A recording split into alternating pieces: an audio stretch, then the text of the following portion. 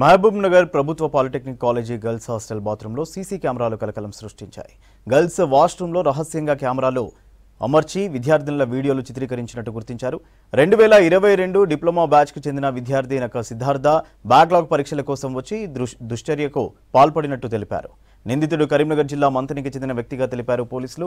Girls వాష్రూంలో video కెమెరాను గుర్తించి స్వాధీనం చేసుకుని నిందితుడిని అదుపులోకి తీసుకున్నారు పోలీసులు.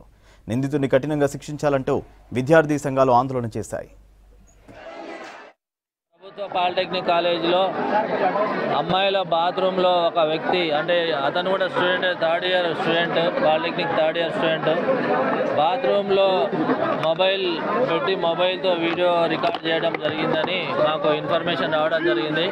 ఆ సమాచారం మీద ఇక్కడికి వచ్చి ఆ వ్యక్తిని మేము అదుపులోకి తీసుకున్నాం, వీడియో కూడా అదుపులోకి తీసుకున్నాం. ఆ అమ్మాయిల్ని కూడా ఇప్పుడు భరోసా సెంటర్లో వాళ్ళ స్టేట్మెంట్ రికార్డ్ చేస్తున్నాం. అతని మీద కేసు రిజిస్టర్ కేసు నమోదు చేసి దర్యాప్తు చేసి అతన్ని రిమాండ్కి పంపడం జరుగుతుంది. గతంలో లాస్ట్ ఇయర్ కూడా ఇలాంటి సంఘటన జరిగిందని చెప్తున్నారు, కానీ మా పోలీస్ దృష్టికి రానట్టుంది.